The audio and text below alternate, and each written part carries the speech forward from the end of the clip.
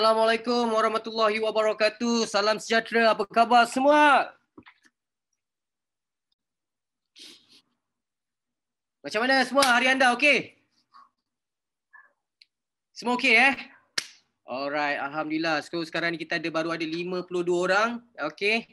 Jadi tak apa, mereka sedang menunaikan solat. Jadi tak apa, kita bagi laluan kepada mereka. Cuma yang paling penting sekarang ni masih sempat lagi untuk kita nak sharekan kita punya link ni pada kawan-kawan kita. Tak ada masalah. Even walaupun dia orang belum jadi member lagi pun tidak ada masalah. Okey, kita boleh bagi pada link ni kepada mereka agar mana tahu dengan perkongsian ataupun dengan ilmu yang kita sampaikan kepada anda pada malam ini, alright, akan memberi manfaat kepada sahabat-sahabat kita. Alright. So, seperti biasa, sebelum kita nak mulakan kita punya program kita pada malam ni, mesti orang akan tertanya-tanya, kenapa tak ada tajuk ni? Betul tak? Selalu kita mesti ada bagi tajuk kan? Tapi kenapa kali ni, minggu ni, kenapa Talk with CEO tidak ada tajuk? Sebab apa? Sebab apa yang kita nak bagikan kepada anda pada malam ini adalah sesuatu yang sangat-sangat istimewa. Orang cakap surprise. Dan ini juga adalah hadiah untuk anda semua. Ilmu yang anda dapat pada malam ini adalah hadiah untuk anda semua. Jadi, sebelum kita nak start, boleh tak ada someone yang willing untuk nak sharekan apa yang kita bincangkan dalam Talk with CEO pada minggu lepas? Minggu lepas kita dah ada Abang Syarul yang willing untuk bagi orang cakap tu review tentang apa yang dia dapat take away daripada minggu sebelum ni punya talk. Jadi hari ni kita nak menjemput Datuk Hilal kita lah hari ni. Datuk Hilal kita. Okey, minta tolong pinkan Datuk Hilal. Okey, someone. Syazah boleh tolong pinkan Datuk Hilal?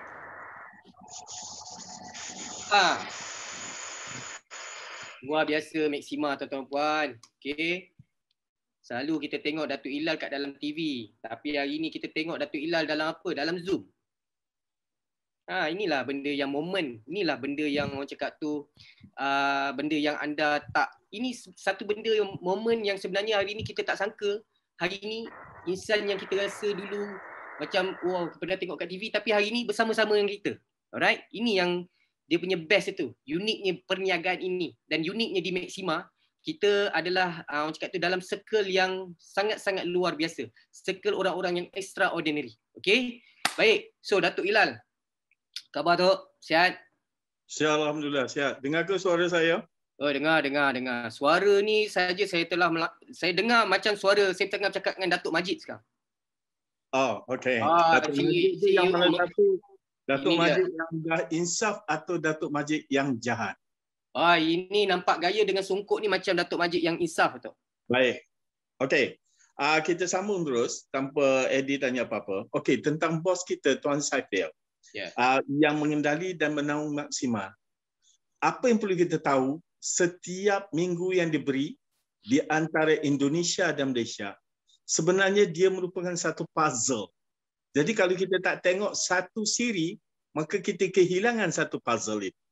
Dan anda perlu tahu, Tuan Saifil, setiap waktu memberi bukan benda yang tersurat, tetapi selalunya perkara yang tersirat. Itu style bos kita Tuan Saifil. Yang saya kaji, yang saya lihat, yang saya nampak. Itu diri dia.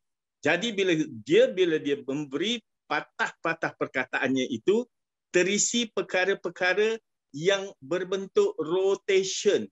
Kalau dia cerita daripada bumi ke langit, langit ke balik, kemudian atau dia cerita tentang bagaimana font ikannya yang dibuat dengan aliran air ke bawah itu, semuanya itu ialah rotation. Benda yang berulang dan disambung semula, akhirnya benda itu bersatu. Contoh dia cerita tentang bagaimana piramid yang dia ajar kita bermula daripada kehendak kita yang akhirnya kepada niat, itu juga berbentuk rotation. Bila kita kembali balik, itu Tuan Saifil bagi kita. Jadi anda dan saya, kita perlu faham betul-betul. Dia tidak sharing kepada kita hanya sekadar Maxima. Tetapi Tuan Saiful kita sharing kepada kita ialah tentang hidup untuk menjadi manusia. Hanya manusia sahaja yang boleh menjadikan perkara itu tersusun. Saya pernah bercakap ini di Zoom meeting Indonesia.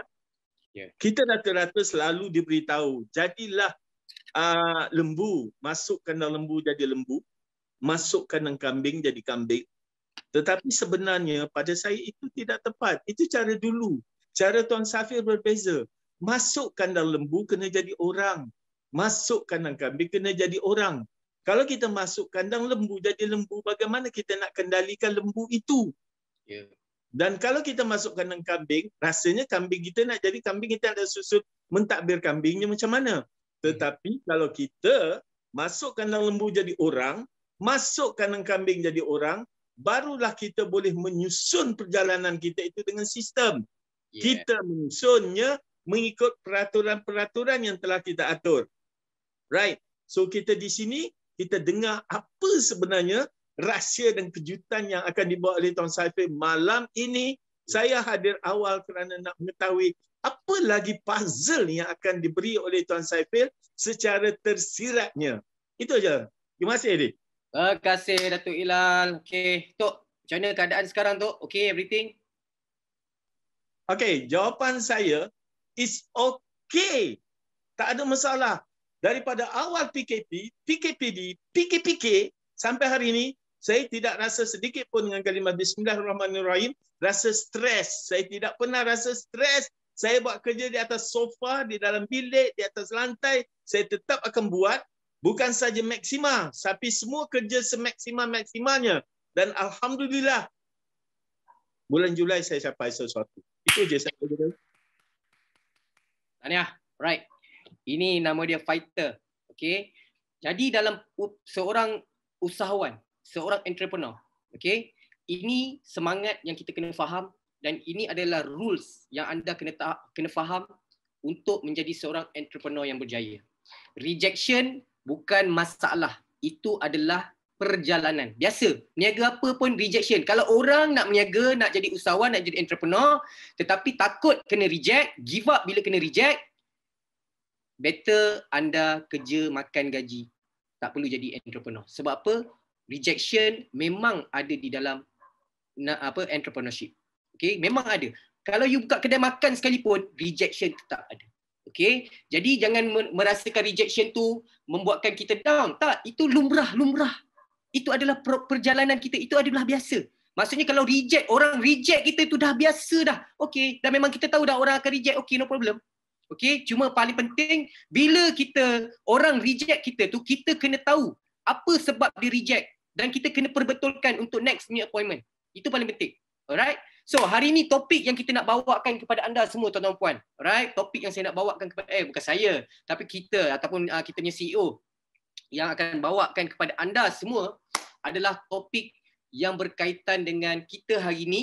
Kita nak mengenal pasti, okay, kita punya orang yang kita nak jumpa ni, alright? Orang yang kita nak jumpa ni, okay, kita nak mengenal pasti mereka ni type yang macam mana dan apa yang kita boleh berjumpa dengan ni, apa yang kita boleh nak klik dengan mereka, supaya apa tahu, supaya kita tak awkward. Bila kita jumpa ni kita tahu, oh dia ni jenis macam mana, apa yang kita nak ceritakan dengan dia. Alright? Minta maaf kalau nampak kuku saya panjang, memang saya tak boleh potong selagi tak hari korban, okey, selagi tak hari raya haji saya tak boleh potong, okey. Rambut pun tak segabai. Alright, tapi topik pada malam ni, balik pada topik pada malam ni. Takut orang kan fokus pada Cik Eddie ni tak potong ke kuku dia kan. Tapi sebab memang saya tak potong selagi tak raya haji. Okey. Baik. So, topik pada malam ni, alright, kita nak Cik Saiful akan menerangkan kepada anda semua ataupun mengupas kepada anda semua tentang type of prospect ataupun orang, kategori-kategori orang ni supaya anda faham jelas bila berjumpa dengan orang ni apa yang anda tahu dah nak cakap pasal apa. Okey, supaya benda ni bila anda tahu, dia pun mengelakkan ataupun mengurangkan kebarangkalian untuk rejection tadi tu. Okey, so hari ni kita punya program ni santai-santai saja, santai-santai. Dia tak nak ada pressure. Okey, so sebelum saya nak panggil beliau, tadi saya dapat satu sajak Okay, satu sajak ke? Sajak kot. Ni sajak ke pantun saya tak tahu. Nanti you decide lah, sajak ke pantun saya pun tak tahu. Okay. Ini adalah hasil nukilan daripada Abang Ahmad Shah kita. Ataupun Ahmad Shah ni mungkin anda boleh tengok lah siapa yang nama Ahmad Shah tu. Otai kan. Okay. So dia karangkan sajak ni. Okay. Saya pun tak tahu sajak ke pantun. Okay. Right. So Pulau Pandan jauh ke tengah. Gunung Daik bercabang 5. Jangan biarkan tenaga lemah. Amalkan produk X Series Maxima. Kita bertuah mempunyai CEO. Orangnya kacak bernama Saifil. Meriahkan malam ini bersama CEO. Ilmu bermanfaat perlulah diambil. Enak sungguh buah quinine. Dimakan pula dengan bidadari. AFX mengandungi enzim psilocybin. Penggerak tugasan mission itu sendiri. So tanpa membuang masa lagi, kita bagi tepukan yang gemuruh untuk CEO Maxima, Encik Saifil Farid.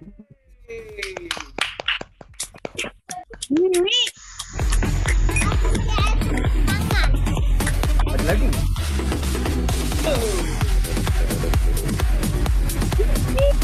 Jadi nak ajak pergi disco ke apa ni?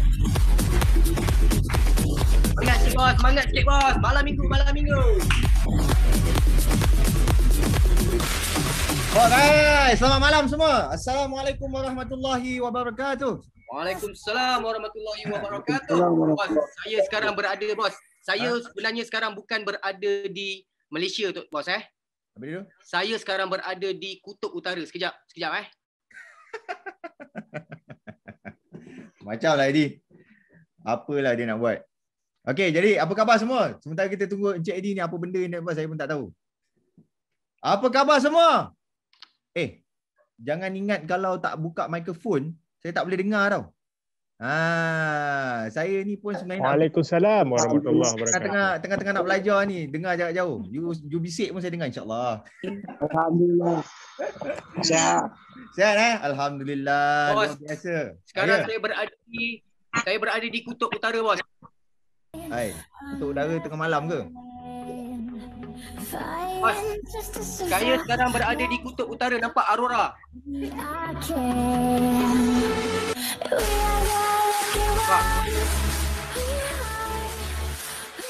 Cik Eddie ni dia tengah eksperimen kehebatan teknologi zaman sekarang.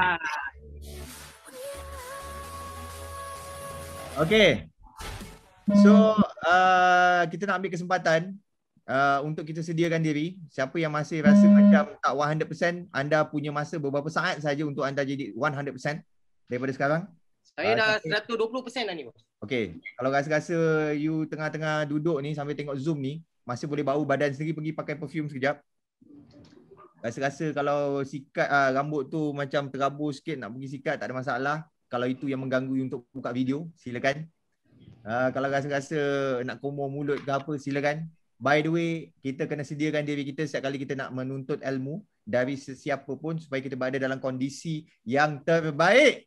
Barulah insya-Allah kita juga akan dapat yang terbaik. Dan tak lupa macam saya selalu sebut, kita hadiahkan diri kita dan orang lain juga di sekeliling kita dengan senyuman yang paling maut. 100 juta, 1 bilion, 10 bilion. Tak dapat ringgit Malaysia, kita tukar rupiah. Tidak ada masalah sama sekali. Jadi kita sejong. Kita tak tahu kita ada secret admirer. Cik Saifil, saya dah umur 60 tahun. Hey, siapa kata you umur 60 tahun, 70, 80 tak ada secret admirer? Aduh, ada insya-Allah. Okay, so kita nak happy-happy, kita nak belajar sesuatu pada malam ini tapi dalam kondisi yang maksimum yang kita boleh dapat. Pakai mata lah. InsyaAllah. Okay, malam ni tidak ada topiknya sebab malam ni sebenarnya topik bebas. Cuma macam Cik Adi cakap, kita nak cakap tentang satu topik yang saya tak pernah bawa dan jarang bawa. Kalau nak bawa benda-benda topik macam ni sebenarnya kat mana nak bawa. Topik ini perlu dibawa pada industri yang besar sebenarnya. Kalau nak sampaikan pada bisnes yang besar, kalau nak disampaikan pada demografik yang besar. Cuma hari ini kita nak twist ilmu yang besar ni macam mana kita nak kecilkan. Ilmu yang besar ni macam mana kita nak gunakan dalam market yang kecil. Ilmu yang besar ni macam mana kita nak gunakan sebagai rakyat mahin.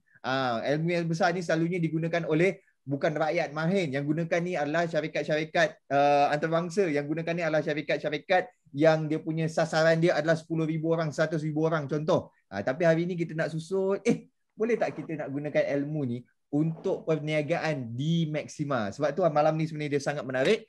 Izinkan masa anda untuk bersama saya sebentar. Dan kebanyakan apa yang kita nak cerita pada malam ni mungkin kita akan memfokuskan sedikit banyak tentang marketing daripada sudut yang berbeza, prospecting daripada sudut yang berbeza, sales daripada sudut yang berbeza yang mungkin kita tak pernah dengar sebelum ini. Jadi Encik Adi, kita alu-alukan kan persoalan-persoalan malam ni? Ya. Malam ni kita nak semua orang macam santai, semua orang macam kalau boleh kalau siapa yang nak join kita punya talk pun mungkin kita boleh pinkan dia orang sekali, bos. Boleh.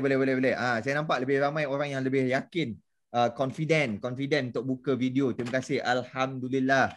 Okey. Jadi malam ini saya nak cerita pasal satu teori yang kita boleh gunakan sebenarnya untuk kita mengenal prospek kita dengan cara yang berbeza. Tapi sebelum tu saya nak buat survey. Boleh tak boleh? Boleh. Boleh tak boleh? Survey ni untuk anda kenal diri anda sendiri dulu, untuk kita kenal diri kita sendiri dulu, supaya bila kita kenal diri kita, kita boleh kenal orang lain. Dan bila kita kenal behavior kita, mungkin kita boleh belajar kenal behavior orang lain. Mungkin kita akan bermula dengan melihat orang yang ada di rumah kita, kemudian kita boleh melihat orang yang berada di luar rumah kita. Kita boleh melihat daripada kumpulan kecil kita, barulah kita boleh melihat daripada kumpulan besar kita. Okey? Jadi persoalan ni dia tidak ada benar dan salah. Dia tidak ada benar dan salah. Cuma ini satu survey. Sebab nanti saya nak minta anda semua tengok sekeliling, tengok diri sendiri yang paling penting. Boleh? Okey. So, siapa yang pakai telefon Apple? Boleh angkat tangan? Alah, tak ramai yang buka video masalahnya. So, kita susah nak survey. Mungkin ada yang nak angkat tangan je kot. Pakai dalam Zoom boleh angkat tangan kan? Dalam Zoom boleh. Dia macam ni. Tangan dia bentuk macam ni. Boleh, ada bentuk reaction kan? Ada macam ni, boleh macam ni. Tangan dia macam ni. Ni yang pakai telefon Apple. Okey. Adalah beberapa. Boleh kira tak Cik Adi? 1, 2, 3, 4, 5, 6. Saya nampak dalam skrin saya ada 6. Ada 3 participant. Campur 3, 6, 9. Okey. Siapa yang pakai Samsung? Telefon. Nampak? Lebih ramai. Yang pakai Samsung dia angkat 2 tangan. Yang pakai Apple tadi dia angkat 1 tangan. Ni behavior nama dia. Ni behavior. Siapa yang pakai selain daripada Apple dan Samsung? Nampak? Okey, Alhamdulillah. Ada yang angkat tangan. Yang saya pelik, yang saya heran, yang saya tak pernah faham. Kadang-kadang saya geram juga. Yang korang tak angkat tangan ni pakai telefon apa? Nokia, bos. Nokia. Aduh. Dia tak pakai telefon jadi. Dia hanya ada laptop je sebab dia tak angkat tangan. Okey? So, daripada survey yang kita buat, maksudnya ada yang menggunakan telefon jenama Apple. Itu maksud saya. Ada yang menggunakan jenama Samsung. Ada yang menggunakan jenama lain-lain. Ada contoh macam tu. Okey. Sedikit sahaja foundation kepada jenama. Sedikit sahaja foundation kepada jenama. Ni lari topik sekejap. Okey. Baru-baru ini, saya melihat ada ramai orang yang pergi take up courses dekat online. Alhamdulillah, dah mula nampak satu kemajuan. Ini yang saya sangat seronok. Sebab daripada dulu, apa yang saya cuba nak inspire kepada orang adalah, you pergilah belajar, carilah ilmu, janganlah berhenti. Pergi cari mentor, pergi cari guru. Dan akhirnya, kerana kita dah dapat keyakinan, kita dapat betulkan mindset kita tentang kepentingan ilmu, tentang mahalnya ilmu, tentang kenapa nak kena bayar for ilmu. Saya nampak, memang nampak jelas ada ramai orang yang sebenarnya pergi berguru. Okay? So tahniah kepada anda. Dan dalam perguruan tu pula, saya tengok ramai yang tengah buat personal branding sekarang ni. Dalam personal branding, dia ada kena buat logo, dia ada kena buat dia punya moto. Ada yang saya nampak buat Facebook baru, page, secara peribadi. Congratulations, Alhamdulillah. Ini sangat menarik. Okay? Cuma secara ringkasnya, saya nak ambil apa yang saya dapatkan daripada pandangan saya beberapa hari ni. Apabila ramai yang sekarang, dia dah mula belajar untuk buat dia punya page sendiri, branding sendiri, logo dan sebagainya. Ada yang minta pandangan, ni cantik ke tidak, ni color ni betul ke tidak dan sebagainya. Saya nak beri input yang paling ringkas je. Input lari topik sekejap. Branding adalah apa yang anda rasa dalam hati. Simple as that. Itu je. Kalau you cakap pasal Lamborghini, you rasa apa? Cuba. Cuba. Apa yang rasa dalam hati? You kalau cakap pasal Pro 2 kancil, apa yang you rasa dalam hati? Cuba. Apa rasa dalam hati? Kalau cakap Astro, apa yang you rasa? Kalau you cakap Cellcom, apa yang you rasa? Dalam hati. Kalau cakap Maxima, apa yang you rasa? Cuba you fikirkan tentang satu nama sahabat baik kita. Apa yang you rasa sekarang? Cuba pula you fikirkan satu nama musuh kita. Amboi. Saya menggalakkan ada musuh. Tak. Maksudnya orang yang mungkin kita tak senang. Cuba rasa. Apa rasa? Itulah branding. Senang je nak cakap. Okay? Branding adalah apa yang anda dapat portraykan kepada public ataupun kepada sasaran anda. Apa yang dia akan rasa. Itulah branding. Korang kalau pakai color warna kuning ke, hijau ke, purple ke, merah ke, hitam ke, dia akan patah balik apa yang orang lihat tu rasa. Kalau dia rasa macam excited, itulah branding dia. Branding dia excited. Kalau dia rasa sejuk, nyaman, aman, tenteram, senang hati, itulah branding dia juga. Kalau orang dengar je you punya brand rasa macam nak melompat, itulah brand. Kalau orang dengar je tiba-tiba nak menangis, brand you memang buat orang menangis lah. Itulah branding sebenarnya. So bila you nak buat personal branding, you kena identify betul-betul. Bila orang dengar nama you nak orang rasa apa? Kalau orang tengok logo you nak orang rasa apa? Kalau orang tengok moto dan tulisan you nak orang rasa apa? Itu yang paling mustahak dalam branding. Okay? Jadi apakah branding Lamborghini itu excited, branding kancil itu adalah branding yang low class? Tidak. Sebab apa? Ini kena faham. Itu mungkin apa yang sebahagian besar daripada kita rasa. Tetapi branding ini, dia mengikut kepada perspektif orang yang tengok. Ada orang, bila dia tengok kancil tu, wow! Ini adalah kereta yang menjimatkan minyak. Ini adalah kereta ekonomi yang boleh dinaiki oleh 4 orang dan boleh ciak dalam trafik. So ini adalah kereta yang sangat hebat dan luar biasa. Aduh, dia dengar Lamborghini je terus dia frust. Ini punya kereta pening kepala tau. Sakit telinga, sakit hati. So remember, branding ni dia bukan sekadar daripada apa yang you rasa, tapi apa yang orang lain tu rasa. Okay? Sebab tu bila orang dia faham tentang branding, kadang-kadang kita tengok kalau ada branding tentang Coca-Cola, tentang Pepsi, mungkin tentang rokok, branding mereka ni adalah branding yang menyentuh kepada emosi. Buka je YouTube, you buka Coca-Cola punya iklan, Pepsi punya iklan, penuh dengan konsert dan nyanyian, penuh dengan artis. Bukan rasa produk itu, bukan ditunjukkan fokus kepada logo atau color, tak. Ditunjukkan entertainment. Dia menunjukkan kepada hiburan. Kenapa? Sebab dia nak relatekan, kalau you nak happy-happy, nak seronok-seronok, you pergilah cari Coca-Cola, pergilah cari Pepsi. Kalau you nak ada kehidupan yang excited, you carilah Coca-Cola, you carilah Pepsi. Dulu saya ingat lagi ada iklan rokok yang warna hitam tu apa? Paralis. Hitam untuk keunggulan. Hitam untuk keunggulan ke apa? Ada kan? Saya tak ingatlah motor. Kalau ada orang boleh bantu saya. Paralis. Yelah, motor dia apa motor? Hitam itu keunggulan. Okey, contohlah hitam itu keunggulan. Apa yang tengah dibuat oleh rokok tu? Dia nak buatkan orang yang hisap rokok tu macam rasa proud sangat. Bergaya, hitam itu keunggulan. Itu yang dia nak buat orang rasa. Bukan dia cakap rokok ni sedap ke, pahit ke, manis ke, tak. Dia tak cakap rokok ni lebih panjang daripada rokok jenama A. Rokok ni lebih pendek daripada rokok. Tak adanya. Dia cakap kalau hisap rokok ni, apa rasa dia? Apa rasaan dia? Nampak tak? So kepentingan jenama dalam langkah kita untuk buat branding personal ke, kita buat dalam bentuk kita punya produk ke, syarikat ke, page ke, social media channel ke, whatever, you harus tahu itulah maksud branding. Okay, so better untuk kita tengok sebab dia sesuai dengan apa yang saya nak buat malam ni. Tadi kita buat survey, ada orang pakai Apple, ada orang pakai Samsung, ada orang pakai telefon lain-lain. Kerana secara general sahaja, Samsung selalunya dikaitkan dengan simplicity, penggunaan yang mudah. Okay? Ada banyak aplikasi yang digunakan secara mudah sebab dia nampak lebih user friendly. Kalau orang yang pakai Apple contohnya, dia nak sesuatu yang eksklusif, sesuatu yang it just work. Kalau pakai-pakai, dia terus boleh digunakan tanpa ada masalah. Tak perlu nak hairan pasal virus dan sebagainya. So itu adalah branding. Dan kenapa saya petik hari ni, saya buat survey, kenapa you pakai jenama Apple, Samsung atau telefon lain-lain? Sebab itu menunjukkan siapa kita. That's the behavior. Siapa kita?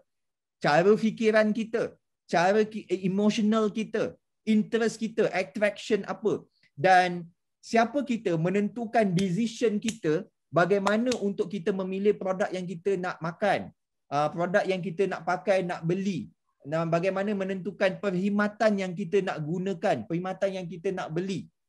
Dan apabila kita boleh memahami topik ini nanti, kita juga boleh memahami macam mana orang lain juga agaknya. Macam mana orang lain terima produk dan perkhidmatan. Akhirnya itu yang kita nak belajar. Betul? So hari ni, kalau kita kembangkan lagi, ini bukan soal topik telefon sahaja. Ada banyak topik lain. Contoh, anda menggunakan pakaian, jenama apa? Sepatu, jenama apa? Ada orang yang dia pakai Bata. Cukup. Ada orang tak boleh, nak kena pakai Gucci juga. Contoh.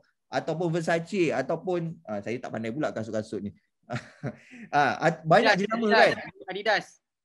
Tudung. Tudung pun, tudung bawal, tudung apa lagi? Nelofa. Tudung bawal, tudung kembung, tudung Nelofa, tudung saji, tudung saji, tudung jelita. Banyak kan? Macam-macam jenis tudung. Sebab tudung itu ramai juga orang, betul kalau salah minta maaf, tapi tolong betulkan. Betul tak? You pakai tudung, kadang-kadang bukan kerana tudung itu lebih cantik ataupun warnanya, tetapi kerana jenamanya.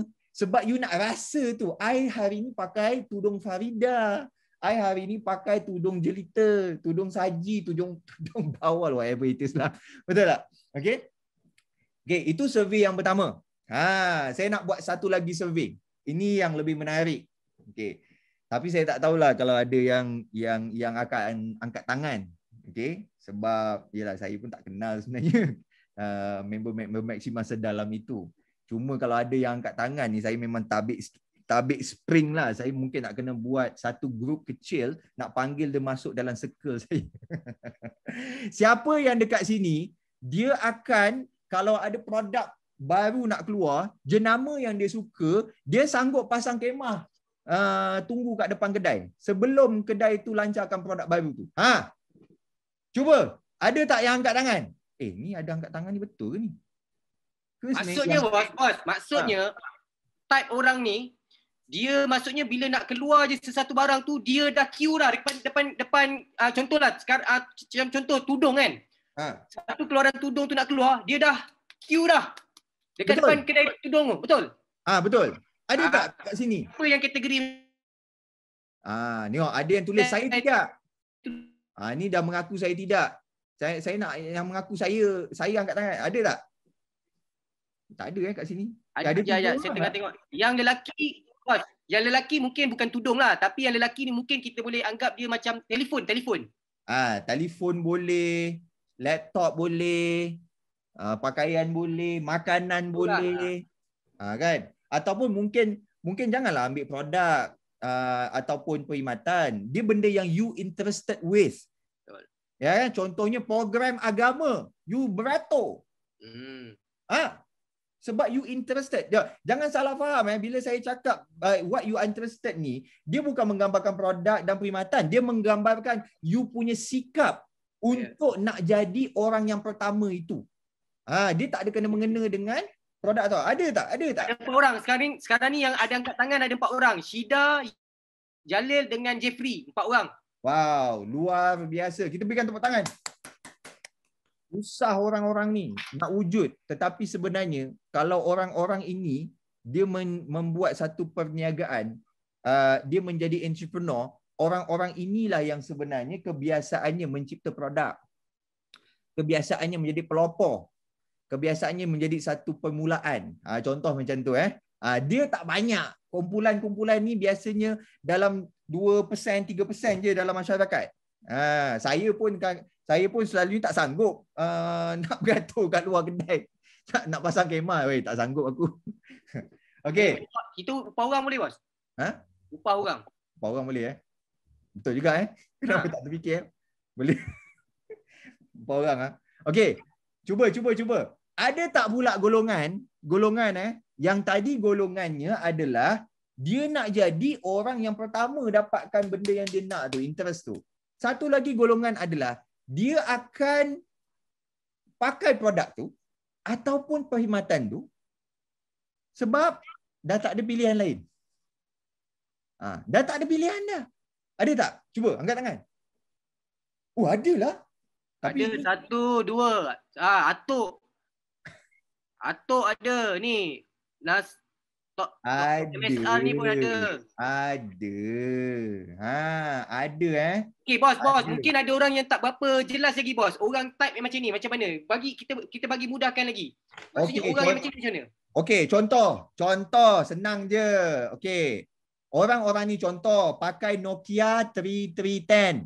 Kebetulan sampai sekarang 3310 dia tak rosak lagi. Dah berapa tahun dah tu tak rosak-rosak. Boleh charge lagi ni. Hebat. Okey.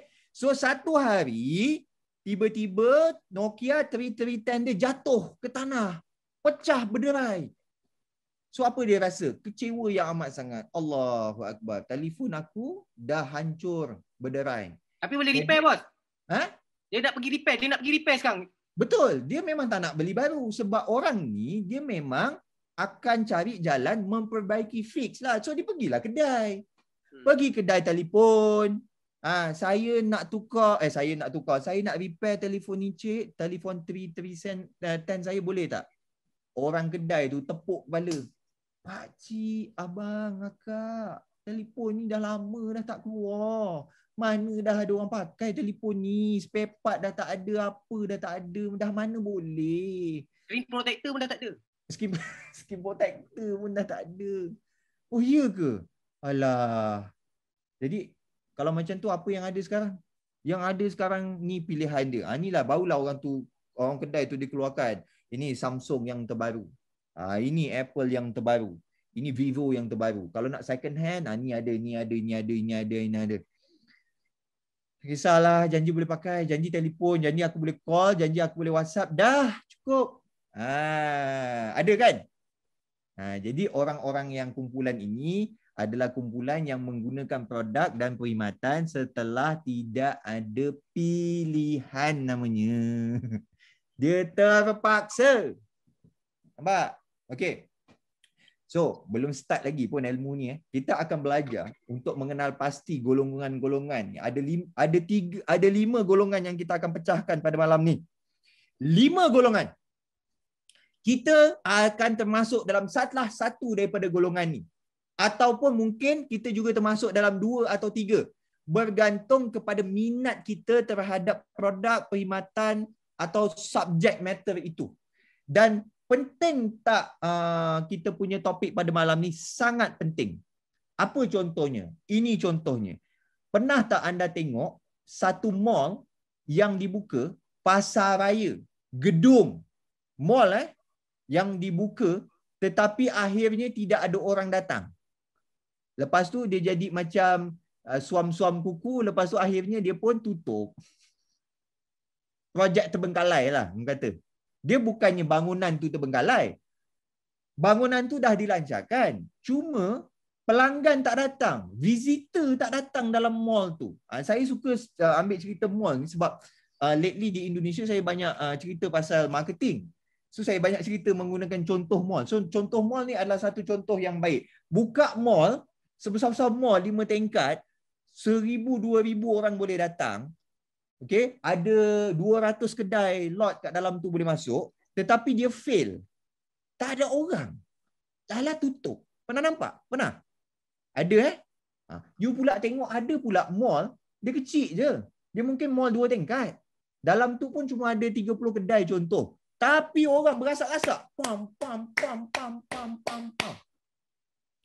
persoalan dia kenapa.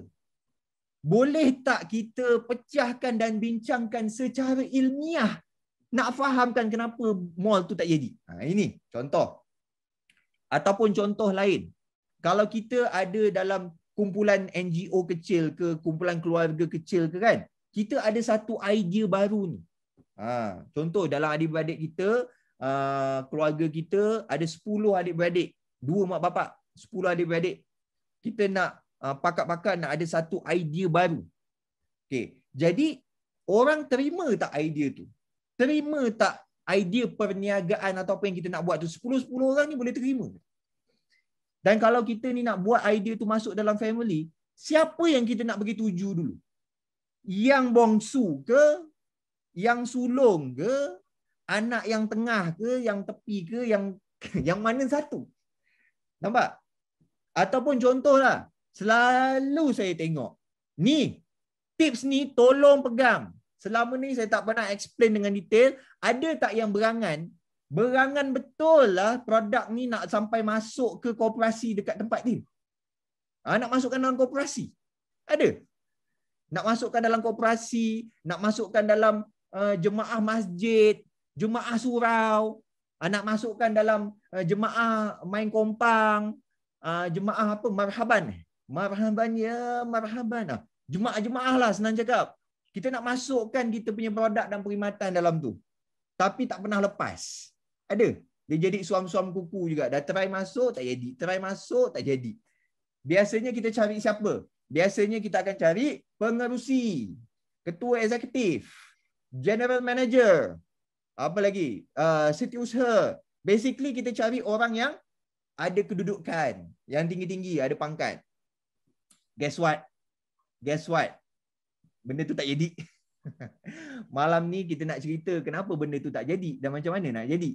Okay? So, hari ni, apa yang kita nak bincangkan adalah satu teori yang sebenarnya diajar di universiti. Dia tentang behavior manusia.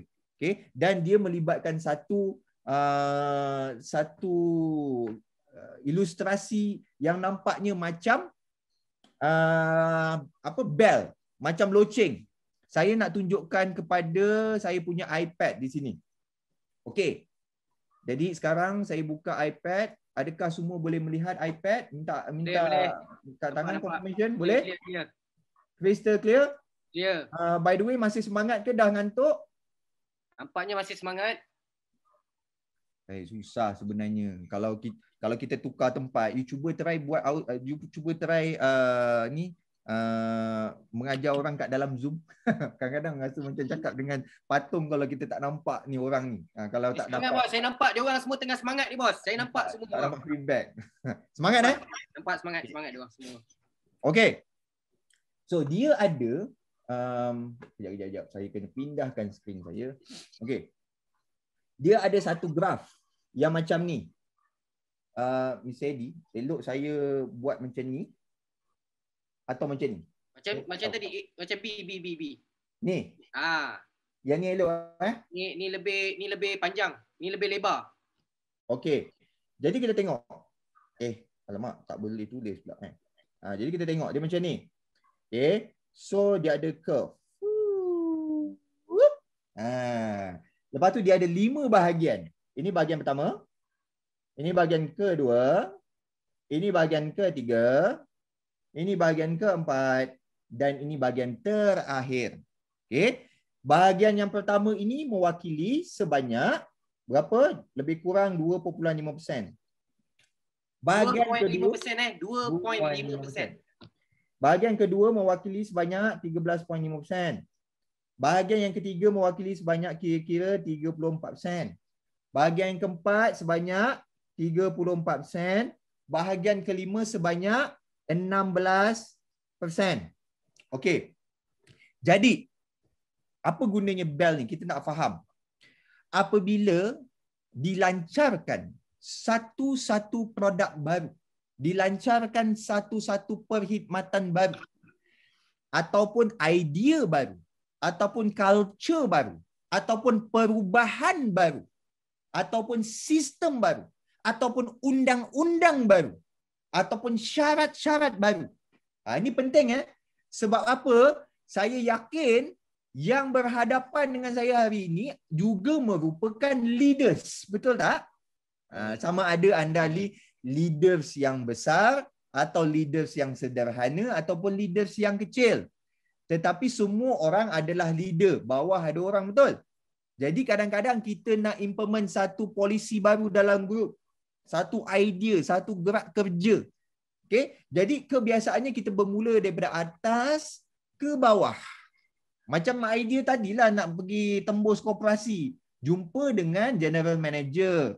Dengan pegawai eksekutif yang paling atas contohnya. Tapi apa yang kita tak sedar, teknik itu sebenarnya kebanyakan waktu susah untuk kita dapatkan penetration atau kita nak tembus, nak digunakan oleh semua ahli koperasi. Nanti yang akhirnya akan guna adalah orang atas koperasi je. Yang bawah-bawah tak nak guna pun. Okey, so dia macam ni. 2.5% ni apa? 2.5% ni yang kita panggil sebagai innovator. Siapakah golongan innovator ni? Golongan innovator ni dia adalah golongan orang-orang yang sebenarnya nak jadi orang yang pertama, nak mencuba semua benda. Ini dia. Bukan semua benda. Saya mungkin salah ayat. Dia adalah orang yang pertama nak mencuba. Dia adalah orang yang tidak perlu diyakinkan. Dia adalah orang yang sukakan venture kepada idea baru, cara baru, culture baru. Dia adalah orang yang sukakan benda-benda yang unik yang baru muncul. Orang-orang ni suka ambil risiko. Orang-orang ni dia suka berfikir benda-benda baru juga. Dan orang-orang ini kita tidak perlu appeal. Kita tak perlu kita tak perlu menghasut, kita tidak perlu memujuk orang-orang ini untuk mencuba benda baru. Okay? So di saat ada benda baru keluar, 2.5% ni ada pula yang melukis kat sini Di saat ada benda baru keluar, 2.5% ni adalah golongan orang yang akan rembat. Dia akan nak cuba. Kalau kita tengok dalam dunia internet, okay, orang-orang ni mungkin juga terdiri daripada golongan bloggers, pemberita yang ambil tahu, nak tahu cepat. Benda baru macam khabar angin, dia dah cepat-cepat nak tahu berita lebih. Dia dah contact company tu, dia dah contact politician, dia dah contact kawan-kawan dia. Betul ke apa yang aku dengar ni? Aku nak tahu. Ini golongan yang tak ramai. Tetapi dia mewakili 2.5%. Golongan-golongan ini jugalah yang selalunya akan menjadi golongan tester. Product trial ataupun percubaan produk juga selalunya nak digunakan oleh golongan-golongan ini. Sebab apa? Sebab mereka tak ada rejection. You tak payah nak bawa testimoni jumpa dia. Tak payah nak buktikan secara ilmiah apa kegunaan produk ini, berbaloikah kalau dibeli, terbukti ataupun tidak, tak perlu. Semuanya tak perlu. Okay? Ini adalah golongan awal namanya. Okay? Namanya innovator. Okay. Zafir, kenapa bawa topik ni yang macam complicated je? Kenapa? Saya ada reason. Sebab ada 2 reason yang besar. Reason pertama, ada ramai orang yang sedang mencuba untuk pasarkan produk baru. Yes, dalam Maxima, kita memang ada 4 produk. Okay. Dan anda mungkin ada perniagaan anda sendiri. Produk anda sendiri, perkhidmatan anda sendiri. Dan sorry bos. Ni siapa yang main Aero ni? Ikin nama dia tadi. Okay, silakan mas, teruskan mas. Okay, so kan saya dah ni ada 4 produk tadi, kita ada 4 produk. Okay. So kita ada produk. So bila walaupun dalam Maxima ada 4 produk ni, tapi saya tahu juga tak semua orang bawa 4 produk, betul? Ada yang selama ni dia fokus hanya 1 produk je. Right? So dalam keadaan sekarang mungkin dia nak berubah fokus. I nak fokus lah hari tu daripada AFA based product, saya nak fokus pula kepada KIX ataupun nak fokus kepada BRX. Maksudnya untuk anda yang membawa produk ini adalah produk baru. Betul tak? Itu alasan yang pertama saya bawa topik ni. Alasan yang kedua saya bawa topik ini adalah sebab di dalam grup Maxima sekarang juga ada juga ahli-ahli baru yang memang baru nak bawa produk ke pasaran, nak membawa peluang perniagaan ni ke pasaran. Okay, so bila you orang baru ataupun bila you nak cuba beralih fokus pada produk baru, kumpulan sasar you mestilah baru. Kalau you menggunakan kumpulan sasar yang sama, dia boleh jadi boleh terima, boleh jadi tak boleh terima. Sebab orang yang nakkan AFA based product, dia tak sama dengan orang yang nakkan BRX ataupun nakkan KIX. Target market mungkin different. So you kena faham positioning. Boleh? Okay. So dah faham 2.5%. Okay. Baru 2.5%. Okay. Seterusnya, kita ada satu kumpulan ni tadi adalah kumpulan yang menentukan segala-galanya. Ini kumpulan yang akan menentukan the break point. Okay, ini penting. Setelah innovator, kita ada kumpulan yang dipanggil sebagai early adopter. Pengguna-pengguna awal. Kalau innovator ni, mungkin dia adalah orang yang daripada awal produk tu dah ada ura-ura untuk dilancarkan, ada kabar angin, dia dah cari maklumat, dah cari berita, dia dah pre-order. Pre-order. Orang tak pernah guna pun produk tu, tak pernah ada review, tidak ada pernah feedback, testimoni, tapi dia sanggup beli pre-order sebab dia nak jadi orang yang pertama. Okey. Tetapi golongan early adopter mungkin dia tak pre-order. Dia juga tak beratur kat luar kedai. Kedai belum buka. Dia akan jadi orang yang terawal nak gunakan produk ni. Kedai buka sahaja, dia pergi kat kedai. Dia tak beratur sebelum kedai buka. Tapi hari pertama kedai buka, dia dah pergi. Hari kedua kedai buka, dia dah pergi. Hari ketiga kedai buka, dia dah pergi dah. Sebab dia nak jadi orang yang terawal menggunakan produk ataupun perkhidmatan tu. Kalau saya dengan jenama Apple, sebab saya pengguna Apple, saya tergolong dalam early adopter. Saya bukan, tapi kadang-kadang saya ni innovator juga. Saya nak ambil tahu, tetapi tidaklah sangat-sangat. Tetapi once produk tu dah keluar dalam market, saya nak jadi orang yang antara paling awal guna. Tapi saya tak pre-order. Saya bukan orang yang pre-order. Itu yang maksud saya, kita kena kenal diri kita kat mana. Nanti kita akan cuba kenal orang lain dekat mana pula. Okay? So ada tak salah berada di dalam golongan mana pun? Tak ada. Ini bukan salah betul. Ini bukan tentang sikap yang baik atau tidak baik. Tak ada kena-mengena sama sekali. Okay? Kita ni belajar marketing sebenarnya. Okay. Kalau kita buat matematik. 2.5 campur 13.5 berapa? 16%. Campur 2 ni 16%. 16%. Okey. So apabila dua golongan ni dah menggunakan produk dan perkhidmatan ni, maka dia berada pada tipping point. Ni point ni, nampak ni. Point ni sangat penting. Sebab apa? Apa sahaja produk yang baru nak masuk dalam pasaran. Produk baru yang nak masuk dalam koperasi. Produk baru nak masuk di dalam satu keluarga untuk diterima pakai oleh satu keluarga. Nak masuk dalam jemaah, mungkin tabligh, jemaah surau, masjid, jemaah kompang, jemaah nasyid, kumpulan ramai-ramai. Orkestra, tak kisahlah, jadi dia kumpulan, organisation. Okay? Tipping point dia adalah, boleh tak kita dapatkan golongan innovator ni dengan golongan early adopter yang berjumlah 16% ni terima idea produk ini atau perkhidmatan ini ataupun culture baru tu ataupun polisi baru, persyaratan baru, kaedah baru. Cara marketing baru, skrip baru. Semua yang baru ini, persoalannya, boleh tak dia lepas daripada point? Sebab ini crucial point. Kalau tidak lepas, apa yang terjadi? Kalau tidak lepas, maka produk tadi perkhidmatan tadi, idea tadi, culture tadi, apa pun yang baru itu tidak akan diterima di dalam market, di dalam keluarga, di dalam koperasi, di dalam jemaah, di dalam organisation, di kalangan kumpulan kita. Ada kumpulan kompang, ada kumpulan nasyid, ada kumpulan kayu basikal, ada kumpulan silat. You guys ada semua jenis kumpulan kan? Kumpulan usrah. Dia kena lepas.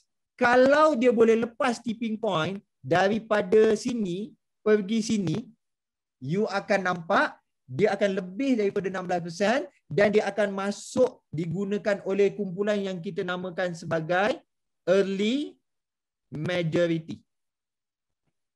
Tuan-tuan dan puan, kalaulah kita boleh dapatkan early majority, kumpulan ini menggunakan produk kita, perkhidmatan kita, idea kita, culture baru kita, apa saja yang baru yang kita nak bawa masuk, maka ini adalah permulaan untuk apa? Untuk kita tembus kepada semua orang pakai produk dan perkhidmatan kita. Dalam family, you pakai Colgate, you nak tukar jadi Dali. Ingat senang? Dah 20 tahun pakai Colgate, tiba-tiba nak pakai Dali. Oi, you kena ada dia punya taktik dan strategi. Ni taktik dan strategi yang you boleh guna ni. Kan? Dalam keluarga yang 10-15 orang tu kan, you kenal pasti dulu. Siapa orang yang 2.5% ni? Siapa orang yang 13.5% ni? You kenalkan Dali kepada orang yang 16% ni dulu. You jangan perkenalkan Dali kepada ketua keluarga. Bapak, ni nak gunakan Dali. Ataupun mak, ni nak gunakan Dali. Ataupun ketua pegawai eksekutif koperasi tadi dengan pangkat yang paling tinggi. You ingat dia decision maker. Decision maker tidak akan menyebabkan tindakan setiap individu di dalam organisasi itu berubah. Itu paksaan namanya. Itu manipulation. Orang mungkin boleh guna sekali, lepas tu dah tak nak guna dah. Sebab apa? Sebab dia tidak percaya dengan apa yang digunakan. Nampak tak? Sebab tu dah kenal pasti dua golongan. Yang pertama, kita akan belajar pula, ni golongan early majority. Ni siapa ni early majority ni? Early majority ni, orang yang early majority ni, dia dah tengok orang yang early adopter ni tadi. 16% ni dia dah tengok. Oh, betul lah produk yang you pakai tu punya bagus. Early majority ni, dia perlukan lebih keyakinan. Dia perlu nak tahu untuk dia pakai ni, dia nak ada evidence. Betul. Bos, maksudnya testimoni betul, bos? Belum lagi. Dia sebahagian mungkin boleh testimoni, sebahagian belum. Dia ni orang yang nak pembuktian. You pernah tak bawa produk yang namanya AFX, produk yang namanya AFX, CMX ataupun KIX, BRX ataupun Cellmax dulu. Lepas tu you jumpa orang yang dikata, mana buktinya? Tapi dia tidak minta kepada testimoni. Dia minta bukti. Contohnya jurnal perubatan. Dia minta bukti betul ke tasik ni wujud. Dia minta bukti AFA, Afanizominon, Flas Aquin ni memang wujud ke sebenarnya palsu. Dia minta bukti betul ke ada dalam sains benda ni kalau kita guna memang berkesan. Orang yang nak dibuktikan. Apa tak? Orang yang 16%, dua golongan yang pertama tadi, dia perlu bukti tak? Dua golongan pertama perlukan bukti tak? Tak perlu. Dia ni tak perlu bukti. Okey, sekarang saya dah mula nak memahamkan anda semua apa yang kita tengah belajar sebenarnya. Ada golongan orang yang 16% ni, you tak perlu bawa kepada mereka tentang bukti ataupun testimoni sebab mereka tak perlu. Mereka tak perlu. Golongan 16% ni, you kena bawa kepada dia emosi. You nak tak? You cakap dengan dia, saya ada produk baru ni. Tapi saya tak perkenalkan lagi kepada kawan-kawan kita ni. Kawan-kawan kita semua tak tahu lagi. Saya bawa kat you dulu ni. Nak tak you jadi orang pertama yang guna? Jadi orang yang pertama nak pakai. Dia akan rasa apa? Baru tak ada orang lain pakai. Aku nak lah. Apa benda? Ini aku nak dengar ni. Ini tudung baru. Ini produk kesihatan baru. Ini suplemen baru. Ini itu baru. Ini itu baru. Aku nak. So dia terus tanya, berapa harga? Dah berapa ramai orang pakai? Orang belum pakai. Yes, aku nak. Dia nak sebab orang belum pakai. Kalau orang dah pakai, dia dah tak ada apa, dah tak ada share. Dia dah tak ada dia punya daya tarikan tu, dah kurang pada dia. Sebab apa? Dia orang yang nak jadi innovator ataupun early adopter ni tadi. So dia tak perlu bukti. So you kena pasti dalam you punya keluarga, dalam prospek punya keluarga, dalam organisation yang you nak tembus tadi, jemaah masjid, Persatuan Belia-Belia Muda Negeri Kelantan, Negeri Selangor, Persatuan Anak-anak anak-anak belia daerah Kuala Langat, Persatuan Ibu-ibu Menjahit, Persatuan Berbasikal Gombak, apa tak kisah. You cari golongan yang nak jadi orang pertama. Sebab dia nak rasa the sensation. Dia nak rasa macam ada satu proudness, kebanggaan. Dia nak rasa bahawa dia penting. Dia nak rasa bahawa dia achieve sesuatu. You perasan tak kadang-kadang dalam YouTube, dalam Instagram, bila ada satu foto keluar, ada satu video yang keluar, tiba-tiba ada komen, saya yang pertama, I'm first. I yang pertama komen ni. Perasan tak? Ada kan golongan-golongan ini? Sebab golongan-golongan ini, dia suka untuk orang tahu bahawa dia menjadi yang pertama. So kalau you nak, you punya produk ni, ada jump start. Ada jump start dalam komuniti tu, dalam keluarga, dalam kumpulan prospek. Di mana jump start ni, bila orang tu pakai, dia masuk ke dalam social media. Dia pakai, jangan cakap pakai. Jangan cakap pakai. Masa dia order je, dia dah screenshot. I dah beli produk ni. Tinggal tunggu je nak sampai. Tak sabar ni nak pakai produk baru ni. Ini tracking number dia. Bila produk sampai kat rumah, dia ambil gambar, ambil foto, ambil video. I tak sabar ni, barang dah sampai. Inilah produk baru yang I nak cuba hari ni. Tak guna pun lagi. Dia pun tak tahu. Produk tu bagus ke, tak bagus ke, sesuai ke, tak sesuai. Dia tak tahu lagi ni.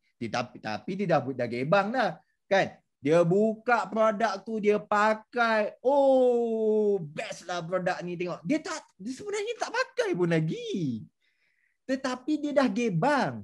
Dalam social media, dalam kawan-kawan, dalam grup keluarga, dalam grup kawan-kawan WhatsApp, semua dah bertaburan dah. Okey. Kenapa ni penting? Kenapa topik ni penting?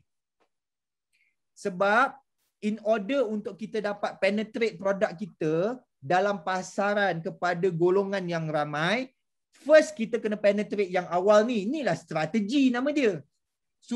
Supaya golongan awal ini menimbulkan fenomena. Golongan yang awal ini menimbulkan curiosity ataupun bahasa Indonesia penasaran kepada kumpulan-kumpulan yang lain. Dia menimbulkan media sensation. Dia akan upload dulu gambar dan video. Dia akan uploadkan dia punya excitement di media. Okay? Dan bila benda ni dah berlaku, orang yang early majority, dia dapat evidence, dia dapat bukti bahawa produk ini ada kegunaan yang bagus, perkhidmatan ini mungkin perlu digunakan. Golongan early majority ni pula yang akan beli produk tu, yang akan terima kepada perkhidmatan tu. Okay, so to be specific, to be more specific, kita ambil KIX lah contoh. So kebanyakan orang masih belum bermain dengan KIX, for example. So kalau you nak pecah masuk pasaran KIX, you kena pecah dulu kepada orang yang dia suka nak tahu apa benda baru yang bagus untuk anak aku. Dia nak jadi orang pertama. Itu dia. Okay?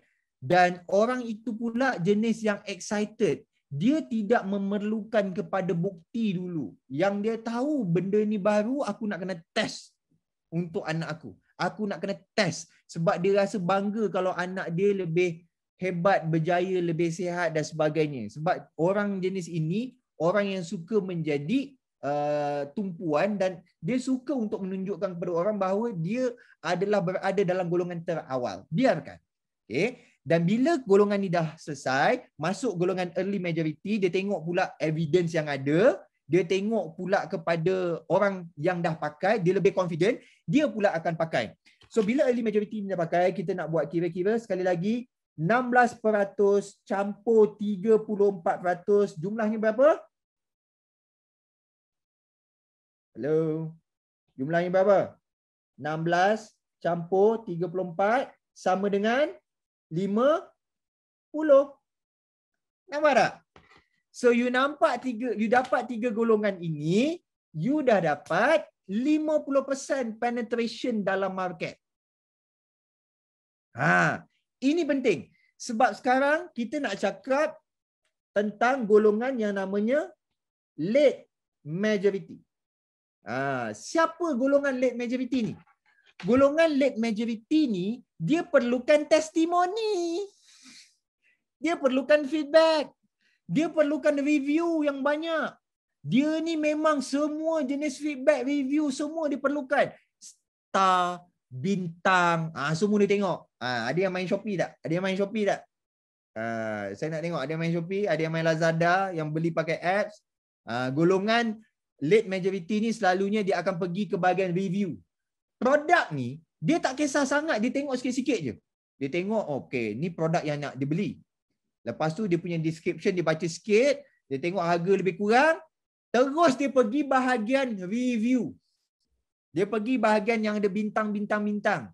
Dia ada pergi bahagian komen. Dia nak tengok dulu apa orang lain cakap, bukan nak tengok produk tu. Dia terbalik.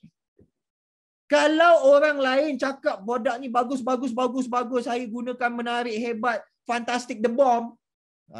Baru dia akan tengok, ni produk apa ni? Kenapa orang memang review bagus sangat produk ni? Dia terbalik pula. Nampak tak? So, kita ni kan peniaga, kita ni kan entrepreneur, orang yang nak berniaga, nak bawa produk dalam pasaran. Kita kena kenal tak pasti dan tahu orang ni jenis yang macam mana. Kalau orang ni memang jenis orang yang perlukan testimoni, maka orang ini golongan late majority. Jangan bawa pada dia dulu.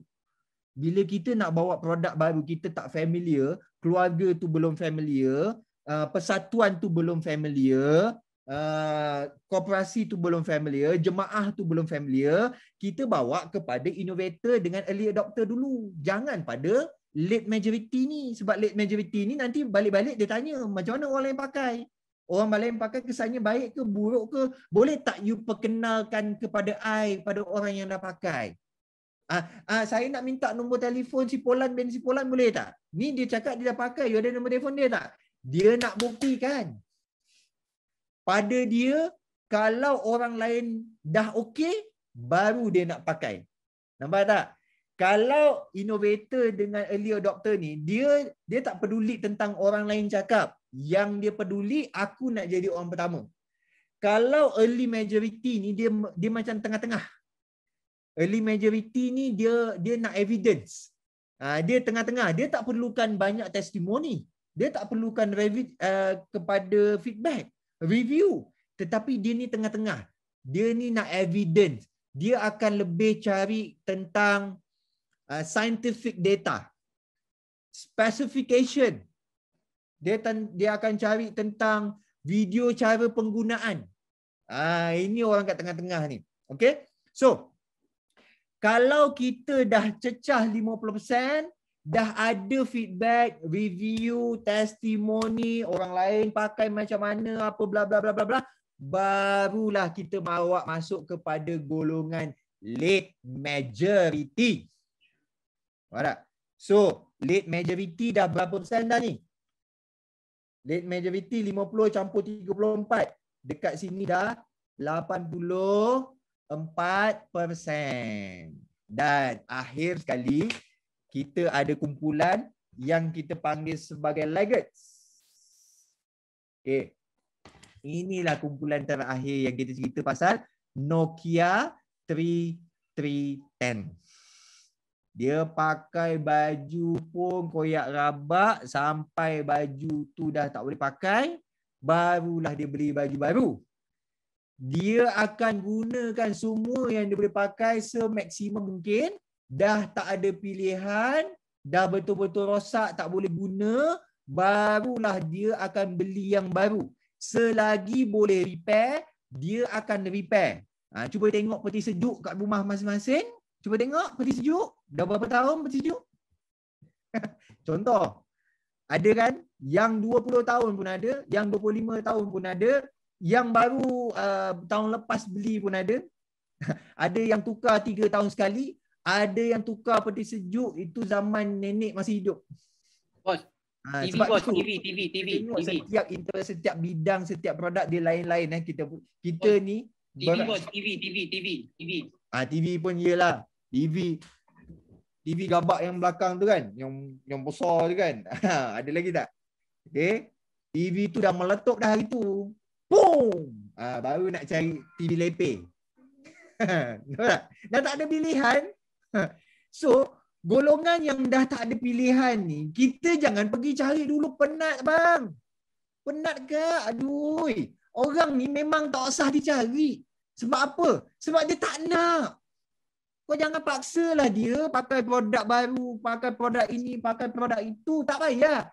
Cara nak suruh orang ni pakai produk-produk ni, rosakkan je barang dia. Tukarlah dia. Senang je. Nak suruh dia tukar baju, tumpahkan je minyak. Dia dah tak boleh bersih, nanti dia tukarlah baju baru. Nampak tak? Telefon dia tu memang sengaja je jatuhkan. Dah tak boleh pakai, baru nak tukar. TV tu kasih buka sampai meletup, jangan tutup. Baru boleh tukar. Nampak tak? Nampak tak dalam keluarga macam mana? Ada tak yang sebenarnya kat sini yang muda-muda ni? Yang muda-muda ada tak? Yang bawah umur 30 tahun, Cik Eddie, saya nak bagi tips. Tapi tips ni jahat. Orang yang muda ni, dia nak... Relate tak? Macam orang yang laggard ni yang biasanya kan. Relate tak? Dia adalah orang yang macam dah kena baru cari. Dah penyakit baru cari. Boleh jadi juga. Sebab tidak ada pilihan. Kan? Tidak ada pilihan. Dia dah pergi semua pilihan-pilihan utama and then dah tak ada pilihan, barulah mencari pilihan-pilihan alternatif. Maksud saya, bila kita macam ni, kita ada 24 jam tuan-tuan dan puan-puan. 24 jam semua orang ada 24 jam.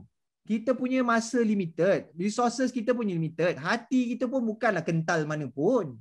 Kita tak nak banyak sangat rejection macam Cik Eddie cakap. Kita nak kurangkan rejection.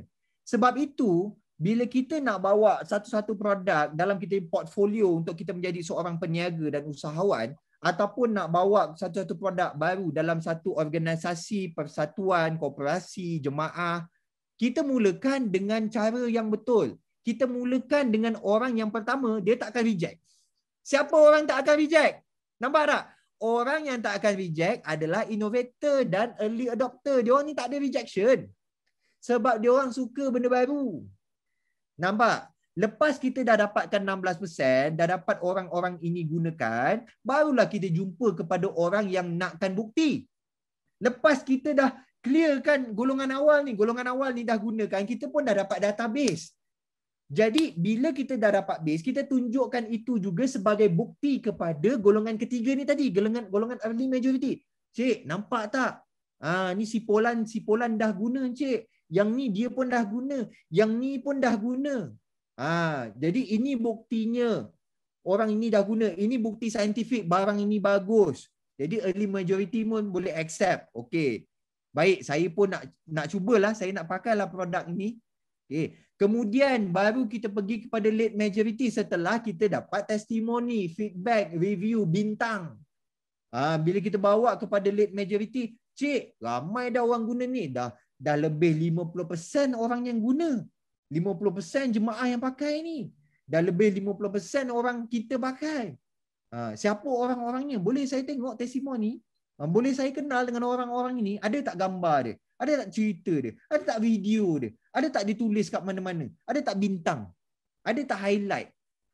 Inilah orang-orang yang late majority. Akhirnya, bila late majority dah masuk dalam 84%, last kali barulah kita pergi pada pada laggards. Ni jenis orang-orang yang memang jangan datang awal, sakit hati. Dia memang tak nak tukar. Dia hanya akan tukar apabila tidak ada pilihan sama sekali. Nampak? Okey. So, benda ni nampak kecil tetapi dia sebenarnya benda yang besar. Ingat tak saya cerita pasal mall tadi? Supermarket. Supermarket tu melibatkan orang yang ramai. Dia boleh muat 5,000 orang. Dia boleh muat 10,000 orang. Yet dia gagal untuk menghidupkan supermarket. Kenapa? Sebab ada kalanya supermarket ini salah sasaran. dia sasarkan dulu kepada golongan laggard. Dia sasarkan dulu kepada golongan late majority. Golongan late laggard dan late majority ni dia perlukan kepada feedback, review apabila tak ada pilihan. Jadi dia tak nak datang supermarket tu. Yang kau nak fokus pada diorang ni kenapa? Tetapi kalau pasar raya tadi, dia fokus kepada orang yang innovator 2.5%, early adopter 13.5%, early majority 34%, jumlah 50%. Maka dia dah akan dapat pengunjung. So kalau mall tadi dia baru buka, apa yang perlu dibuat? Dia kena iklankan pembukaan mall baru. Nak tak cuba, di sini ada panggung wayang baru. Di sini ada bowling baru. Di sini ada restoran baru. Di sini ada entertainment untuk keluarga yang baru kat dalam. Bila orang-orang ni dah datang, dia kumpul pula maklumat ni, evidence ni. Okay, lepas tu dia iklankan. Ramai orang dah datang. Tengok gambar-gambar ni. Orang suka sangat datang ke sini. Banyak sangat review, banyak sangat positive feedback. Dia gunakan positive feedback dan review ni, masukkan dalam web, masukkan dalam TV, dalam radio, dalam billboard, dalam flyers. Barulah golongan late majority datang. Sebab dia dah nampak dah. Member aku datang, dia kata best lah mall baru ni. Memang best lah, awesome kat dalam dia. Baru dia datang. Akhirnya, kita nak relate macam mana orang yang laggard ni dia akan datang kepada mall. Contoh, awal-awal sekeliling mall tu, dia ada kedai runcit contoh. Jual barang-barang dapur. Tapi bila mall ni buka, awal-awal yang laggard ni pun, golongan hujung ni, dia memang selalu pergi kedai runcit. Dia memang tak nak pergi mall. Bila mall ni buka, makin lama orang dah tak pergi kedai runcit tadi. Kedai runcit tadi pun disebabkan modal nak pusing pun tak ada, barang pun makin kurang kat dalam. So akhirnya apa yang terjadi? Lama-lama golongan laggard ni dia pergi kat kedai runcit sehingga kan kedai runcit pun dah tak ada barang. Akhirnya dia pun dah tak ada pilihan. Bila dia tidak ada pilihan, dia buat apa? Dia pergilah mall. Dah tak ada pilihan. Nampak tak? So itu cerita dia. Jadi sekarang ni boleh tak kalau kita tengok terutama saya saya pinpoint contoh kepada orang yang menggunakan sistem macam Encik Syahrul, FSN Network yang selalu sangat buat follow up bertalu-talu sangat banyak dalam kumpulan dia dan secara peribadi. Dia boleh mensasarkan apa yang dia nak sampaikan dan siapa sasaran utama dalam menembus prospek-prospek ini. Sebab idea mentality prospek ini berbeza mengikut kumpulan-kumpulan sasar ini. Okey, so setakat itu boleh faham tak? Dan ada tak pertanyaan? By the way, Elon Musk tadi nampak tak video Elon Musk dia cakap apa? Dia cakap untuk kita pergi jauh, belajar, banyakkan pertanyaan yang betul. Dan itu je lah yang membezakan antara kita belajar dengan cepat dengan kita tak belajar dengan cepat. Anyway, kalau kita ada satu pertanyaan selama 365 hari, kita ada 365 idea ataupun solution baru dalam satu tahun berbanding dengan kalau kita tak bertanya. Okey, Cik Edi. Ya. Apa yang kita boleh borakkan? Ada soalan? Ada pertanyaan? Okey, saya tak tengok chat. Okey, saya rasa bos boleh dah boleh stop share ke bos? Oh, ya saya stop share dulu. Baik. Macam okey, boleh. Okey. Macam mana? So kita boleh tanya pada orang bos. Apa kita boleh buka lah soalan orang cakap tu kan kepada yang attend kita punya program pada malam ni. Mungkin ada soalan-soalan ataupun mungkin ada aha yang diorang dapat dalam penerangan tadi. Ada someone yang boleh share kan? Hello Di, Assalamualaikum. Assalamualaikum warahmatullahi. Boleh Abang Syarul nak share sikit? Boleh. Okey, Abang Syarul memang teruja lah dengan hari ni punya topik oleh CEO. Boleh dengar tak suara okey tak? Boleh dengar bang. Sebab selama ni kita buat tapi tak dispesifikkan dia punya plan strategi. So hari ni kita dapat satu ilmu yang memang CEO jelaskan bahawa ini faham tentang innovator whatever kan. So alhamdulillah selepas bos memperkenalkan Team Z, pada cabaran yang pertama yang Abang Syarul hadapi adalah apabila kita collect the newcomer. Maksud newcomer ni nombor telefon yang kita ambil daripada yang kita tak kenal. Mungkin kita ambil daripada grup WhatsApp ataupun daripada kita pergi mall dapat kontak ataupun daripada kumpulan-kumpulan yang mereka tak kenal kita dan kita pun tak kenal mereka. Itu cabaran pertama. Tapi pada peringkat awal apabila kita hantar message kepada mereka, alright, Abang Syah dapati macam produk AFX, CFX ni mereka dah tahu dah. Tapi dia tak kenal kita. Oh, AFX. Oh, CMX. Lepas tu tanya, awak ni siapa? Kan? So, apabila Abang Syarul dapat that challenge, maka Abang Syarul tukar strategi. Kenapa tidak aku buat satu produk yang tak ada dalam market, yang mungkin dah ada tapi mereka tak tahu. Maka Abang Syarul cuba tembusi BRX dan KRX. Kan? Market baru. Market baru. Market baru, orang pun dia tak kenal kita. Kita ambil pada mana-mana punya nombor dengan cara kita menggunakan cara maya. Kan? PKP guna 100% menggunakan cara maya. Di situ barulah Abang Syarul faham hari ni. Memang market baru ni mereka perlukan education. Educate. Bila kita educate secara tidak langsung, setelah 3 bulan kita memberi info-info tersebut, apabila dia sampai ke satu situasi, cara tak langsung rupanya kita sedang membuat engagement, perkenalan dengan mereka. Oh, you yang hantar I tentang efek you yang hantar. Mereka bila dia kenal kita dan waktu tu tepat. So bila kita gunakan ayat, ini produk baru, anda jadi yang pertama pengguna dan anda jadi yang pertama pengedar. Waktu inilah anda kalau nak berniaga, inilah waktunya. Sebab ramai lagi di luar sana yang tak buat lagi bisnes ni. Yang tak makan lagi produk ni. Di situlah bahawa Abang Syarul faham challenge awal tu, kalau kita tak kuat, memang kita live-kan dia lah.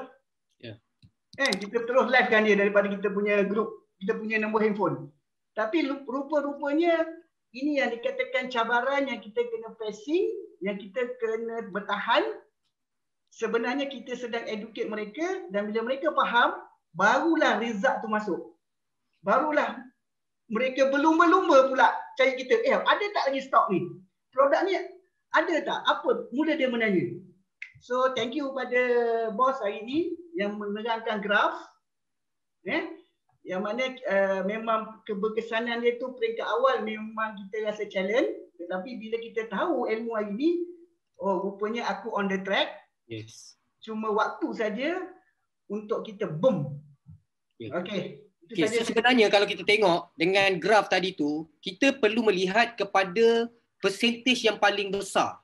34% tu siapa? 34% tu siapa? Sebenarnya you kena tengok 34% ni sikitnya besar dan kalau digabungkan jadi 68%.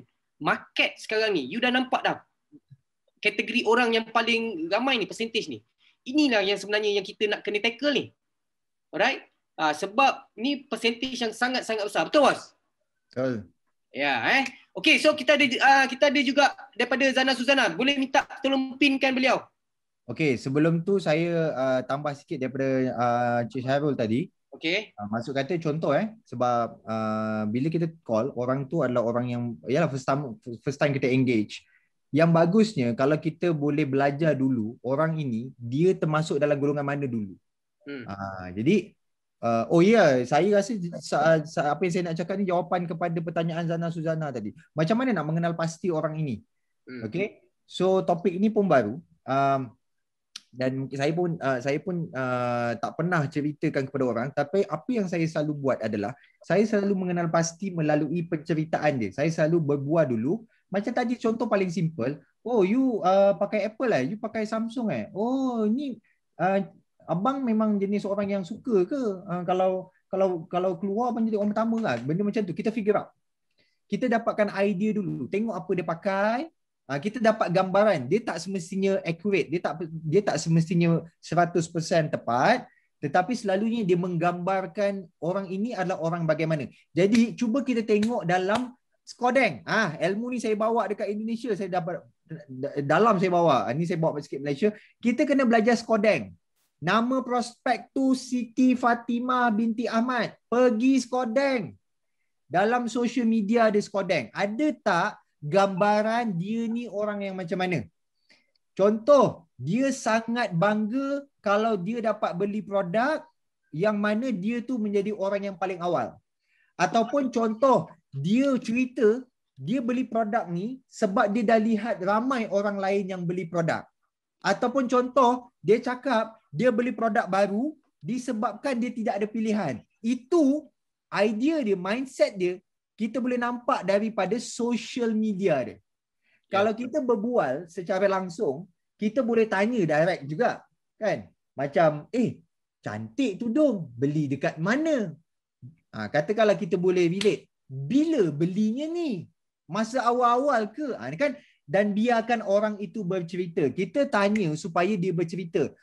Taklah, saya ni beli lepas 3 bulan dah keluar. Saya tengok member-member pun pakai cantik, orang pun pakai kata sedap, sejuk, apa senang nak gosok. Saya pun beli. Nampak? Jadi kita tahu orang yang jenis macam ni, dia perlu evidence, dia perlu testimoni.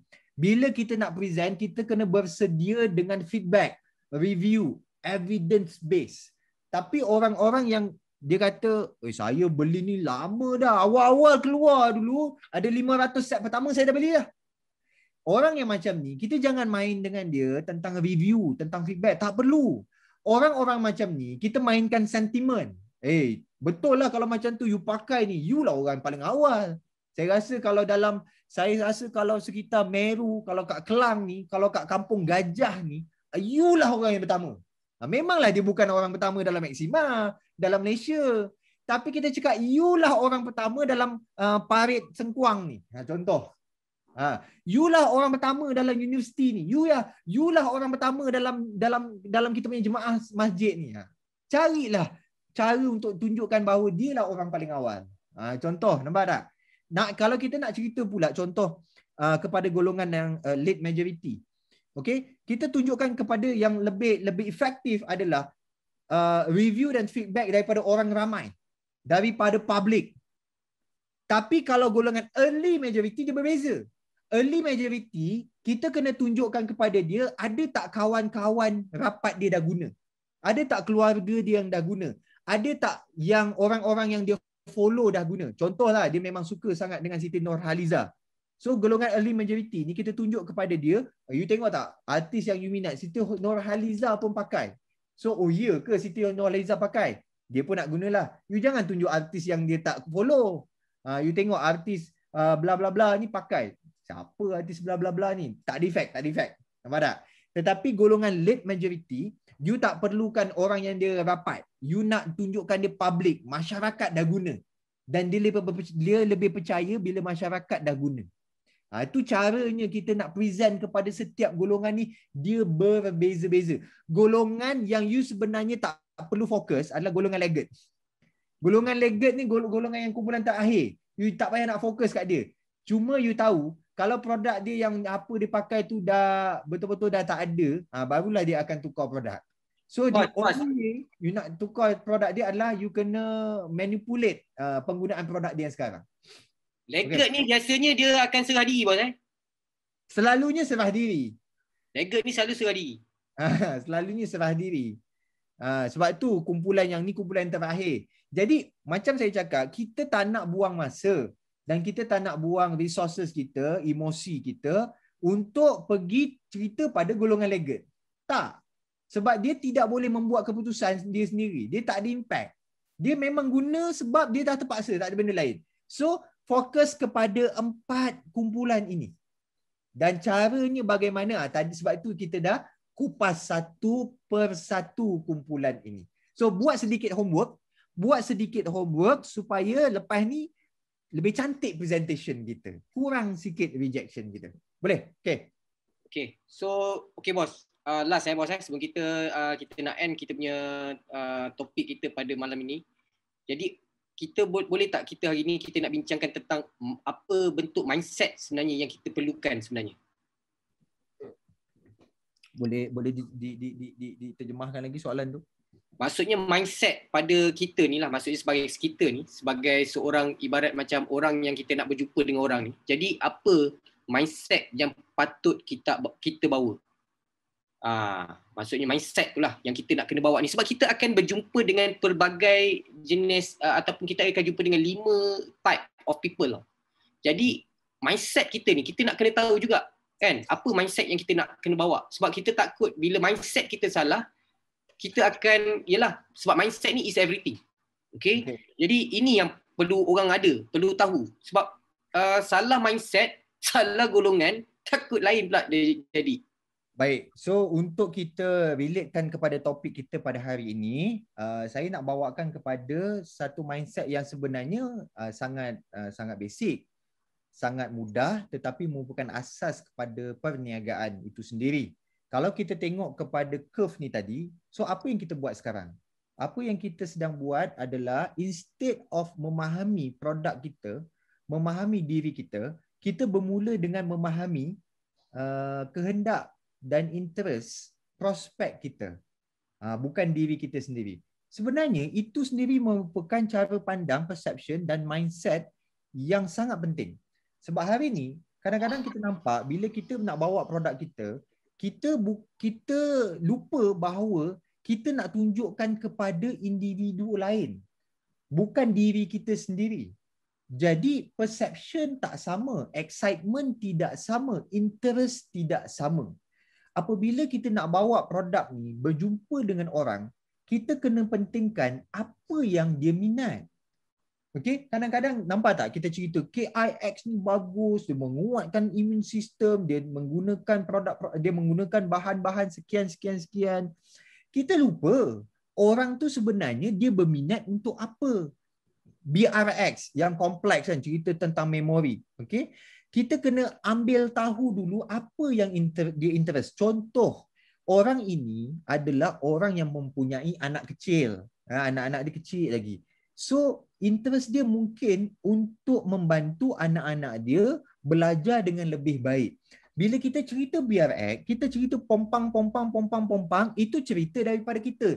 Sehingga kita lupa orang tu sebenarnya minat apa.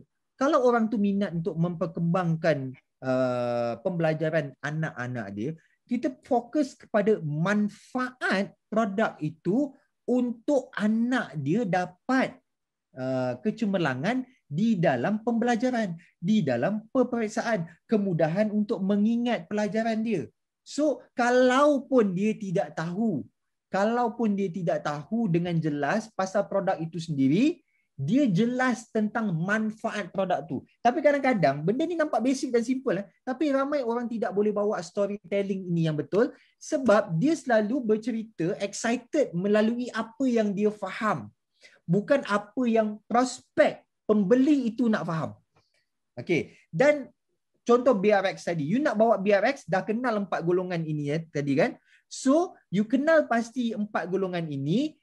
Golongan yang pertama, innovator, you bawa kepada dia sebagai ini adalah penemuan saintifik paling latest dan terbaru. Orang tak pernah guna, ni saya bawa special untuk you jadi orang yang pertama. Kalau nak bawa golongan early adopter tadi, lebih kurang. Okey, lebih kurang caranya, dan kita offer dia bila produk ni nak keluar nanti, bila saya nak sampaikan produk ini, saya nak you jadi antara pengguna terawal saya. Game dia berbeza. Untuk early majority, kita akan mula cakap kita akan mula cakap produk ni cik dah digunakan oleh ramai orang. Kita dah ada bukti dah keberkesanan produk ini. Untuk kita jumpa dengan late majority, kita kena cakap, Encik tengok orang ni dia pakai BRX, anak dia sekarang skor matematik dia naik. Tengok, dulu dia boleh hafaz Al-Quran 1 juzuk 1 bulan. Sekarang ini 1 juzuk 2 minggu sahaja. Okay? Apa yang saya maksudkan adalah kita kena belajar untuk shift presentation kita jangan jadi satu presentation yang monoton. Dia sama je, jumpa lelaki sama, jumpa perempuan sama, jumpa orang muda sama, jumpa orang tua sama, jumpa early adopter sama, late majority sama. Tidak. Kita kena fleksibel dan bercakap untuk sampai kepada prospek itu. So, kenalilah prospek kita dengan lebih baik. Itu Cik Eddie. Benda paling basic dan simple. Tetapi saya perasan masih ramai lagi tidak menggunakan. That's why ramai orang yang terperangkap dengan PowerPoint. Ramai orang yang terperangkap dengan PDF, kan? Dan ramai orang hanya terperangkap dengan info, dengan foto-foto ataupun infografik yang kita keluarkan, sehingga kan dia tak boleh present cara presentation tu tidak boleh diterima oleh prospek. Itu dia Cik Di. Okay, alright. So terbaik bos. Okay, untuk malam ni saya rasa ilmu ni memang dekat universiti pun tak jumpa.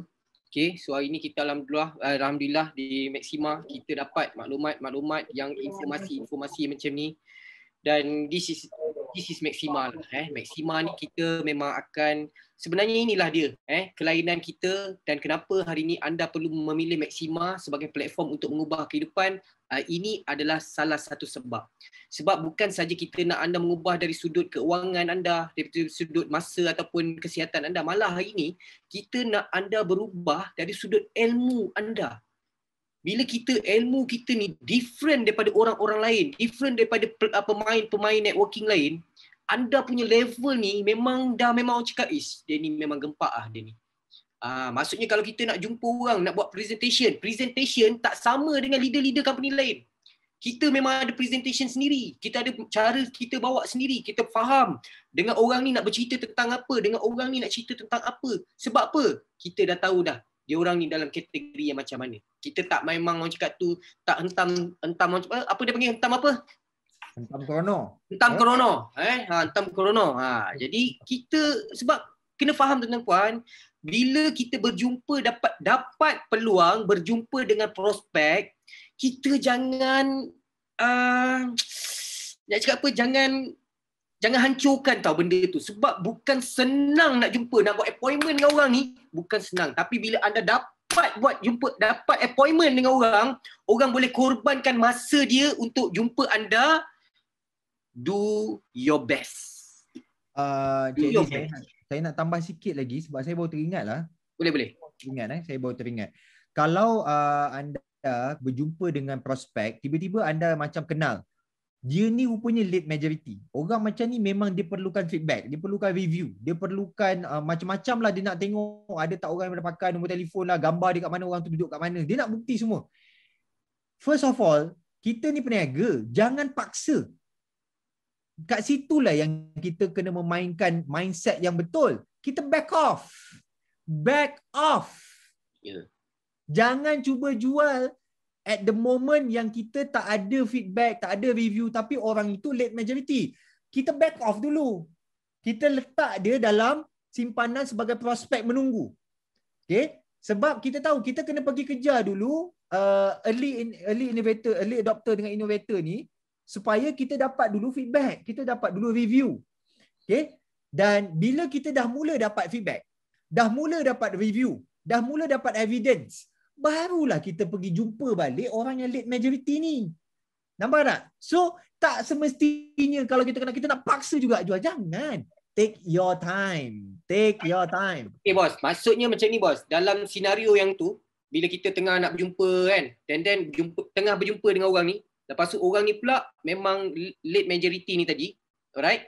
Jadi kita nak switchkan balik benda tu supaya kita tak ada argument dengan dia. Jadi kita punya alasan kita, okey macam ni tuan. Alright? Mungkin tuan boleh baca dulu kita punya flyers ni ataupun apa-apa pun kan. Nanti kita akan jumpa balik ke ataupun macam mana bos? Dia lebih best lagi kalau kita tunjuk bahawa kita respect siapa dia. Okay. Kita respect dan kita appreciate dia sebagai human being yang ada sifat dia tu. Okay, contoh. Kita dah boleh baca kan? Saya berbual-bual dengan tuan ni, tak jadi saya nak lebih-lebih sebab saya tahu orang macam tuan ni memang nak tengok testimoni, bukan testimoni, tak bagus. Memang nak tengok feedback, nak tengok review. Kebetulan hari ni puan, saya minta maaf, saya memang tak bawa. Jadi saya minta izin Okay, kita atur balik pertemuan kita, atur balik jadual kita, appointment kita. Next time saya datang, saya akan tunjukkan. Ini orang yang dah pakai, ini review dia. Jadi dia akan lebih appreciate. Dia lebih respect dengan kita juga. Orang ni memang faham lah aku, apa kehendak aku. Itu dia.